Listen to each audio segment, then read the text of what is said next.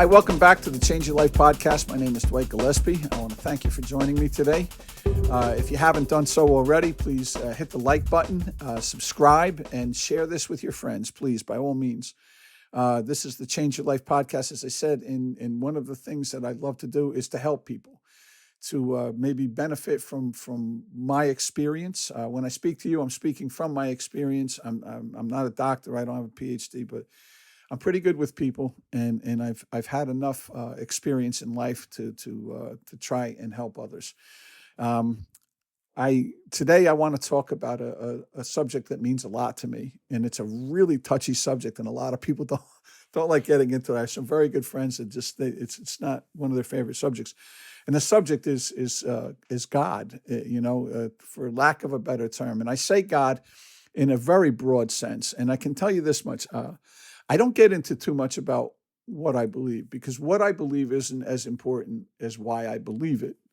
I can tell you very simply that for me, and this is just for me, and the reason I say this is because you are free, absolutely free.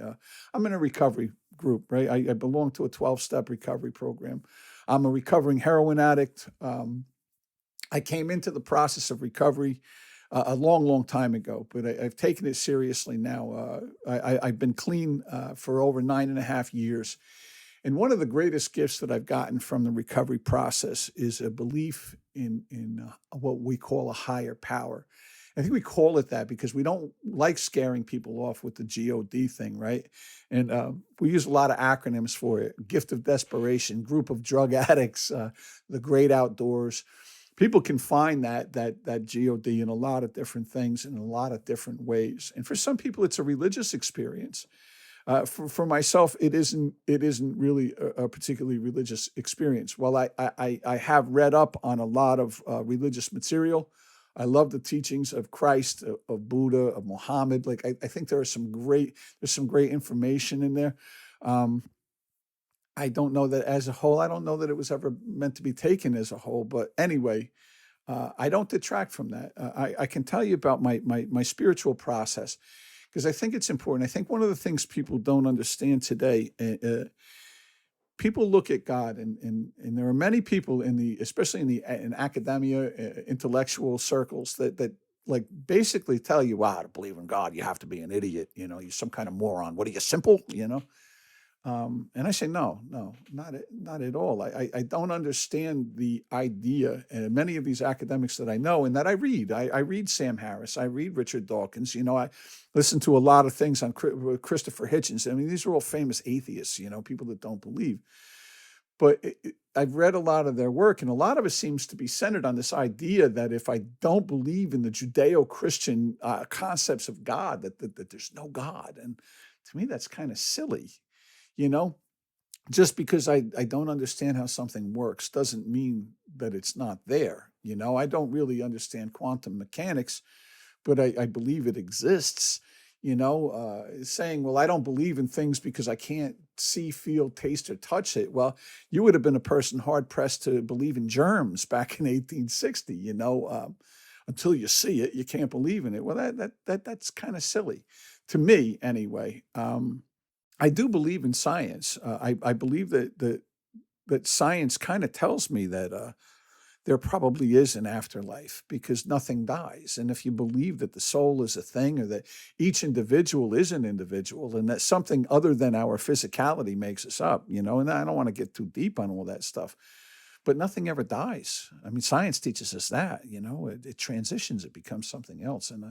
And I have read up on string theory in different dimensions, and things like that. And they say there's anywhere from 10 to 26 different dimensions. We only perceive 3 of them, and who knows, right? Who knows?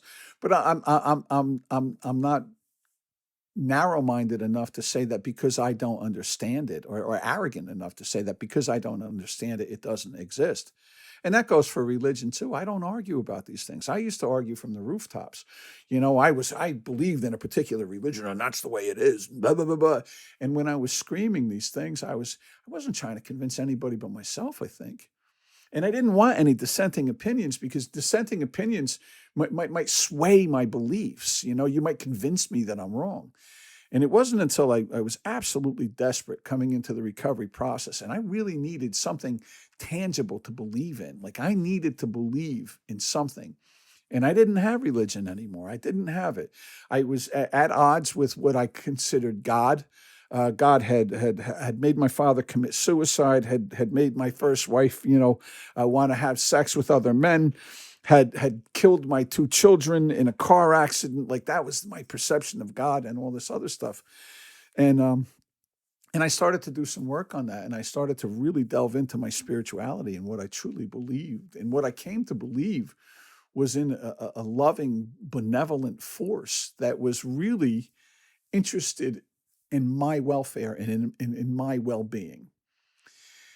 And the more I got to understand that, and the more I got into contact with that feeling through prayer and meditation and these other avenues that I've taken to really, delve into spirit, what is spirituality and what do I really believe? And is it okay to admit, I don't know. I don't know what's out there. But I do have a strong feeling that that something keeps all of this together. I look at this and everything seems too perfect for me.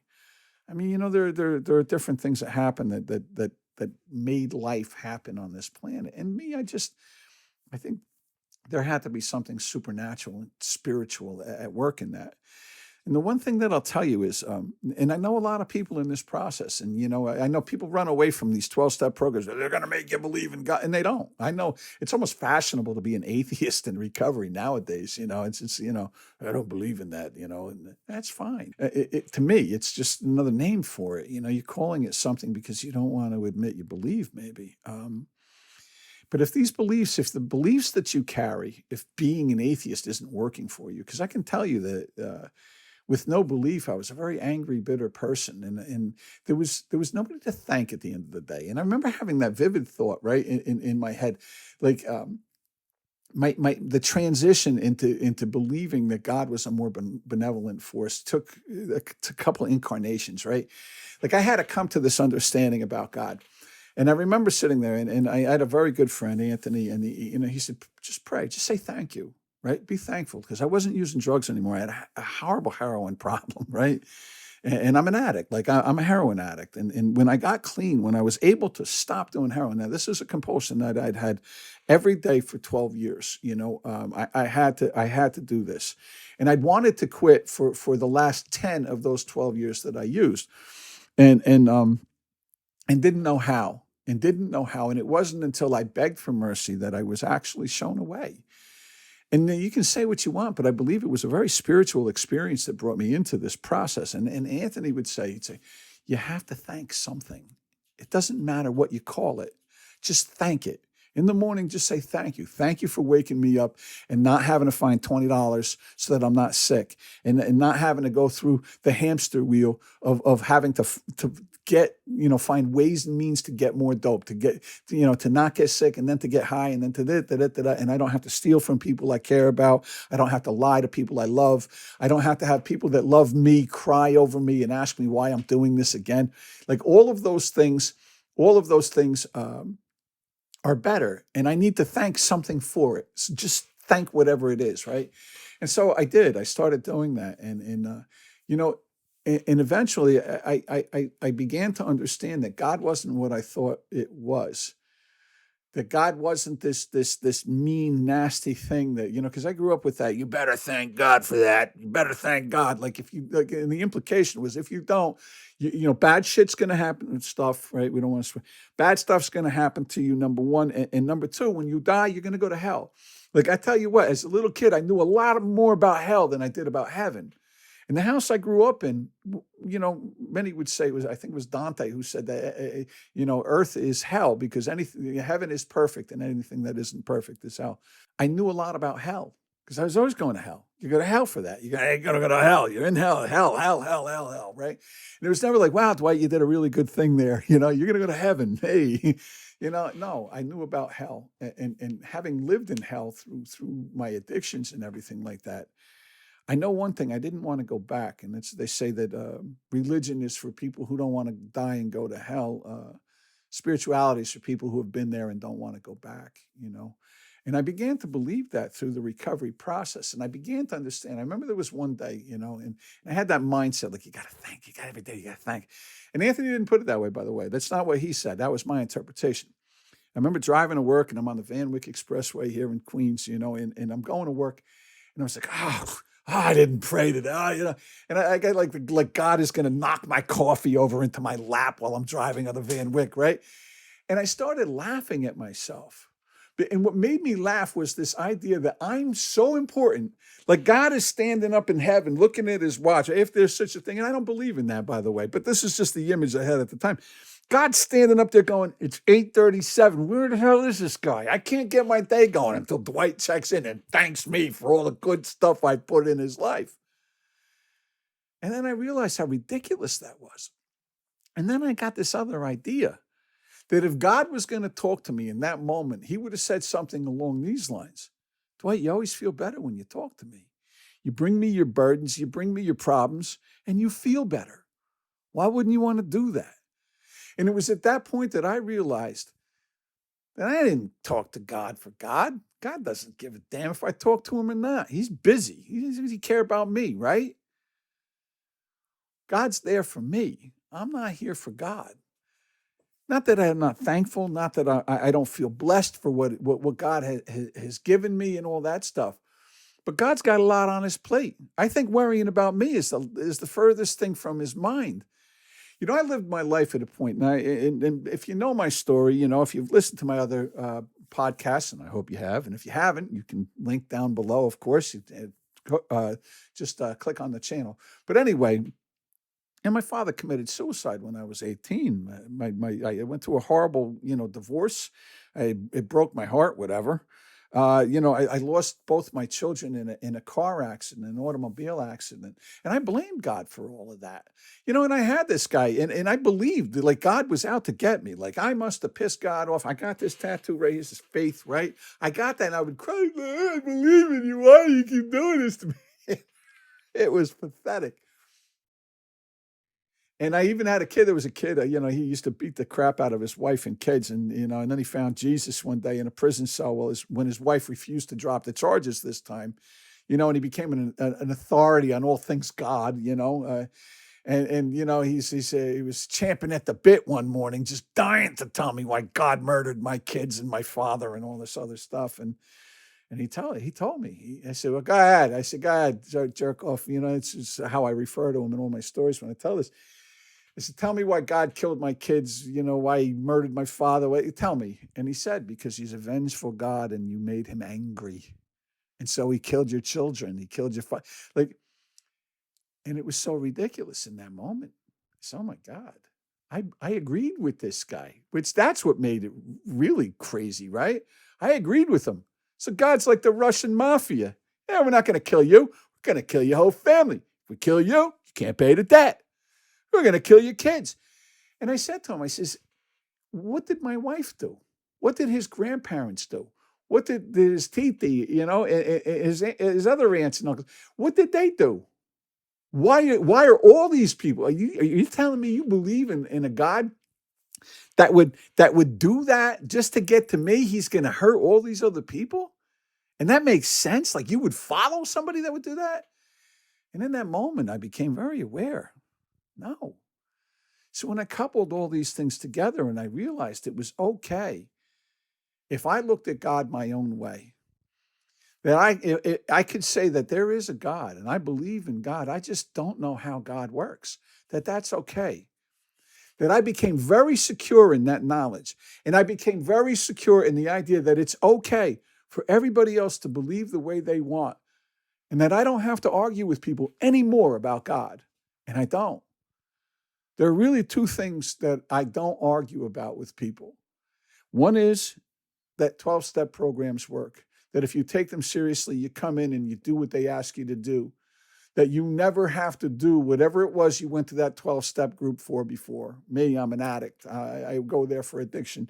Some people go for gambling or food or whatever it may be. That if you do what they prescribe and you do it, you never have to use or do that thing again. The other thing is God. I don't argue about it. Believe what you want to believe. But as I said, if these beliefs are not working in your best interest, if you believe this and you're still angry and frustrated and the world is horrible and everything sucks maybe it's time to readjust those beliefs. Maybe it's time to say, you know what, maybe there is something out there that I can pray to, that I can say thank you. Because I got to tell you something, if you have no gratitude in your life and nothing to thank for the good things you have, then you're not paying attention, especially here in the Western world. If you had food in your belly today, you have something to be thankful for. If you have clean clothes on your back, if you have a roof over your head that doesn't leak, and that you're living in a heated place, and you're taken away from the elements, you have something. You are living a life that millions of people around the world go to bed longing for, or go to sleep longing for. Millions of people around the world long for those very things. And maybe when you get some true belief in a true sense of spirituality and some higher power in your life, maybe you can appreciate those things better. It's okay to believe in God the way you want to believe. And that's my message for you today. That even if you don't believe in religion, and I have my doubts, let's just say that, right? That's for me. If you believe, if you don't believe, it's okay to have a God in your life that you don't truly understand. Okay, and that's my message for you today. My name is Dwight. Leave some comments below and say what you want, and it's all good, whatever. Again, I don't argue on the subject, but I am interested in what other people think. I thank you very much for listening to me today. Please keep tuning in. Again, like, subscribe, share, do all that good stuff. And again, my name is Dwight. The book, my book is called Price Tags. It's available on Amazon.com. It's available at BarnesandNoble.com. Pick up a copy today, and I hope to hear from you guys soon. Be well. Thank you very much for listening.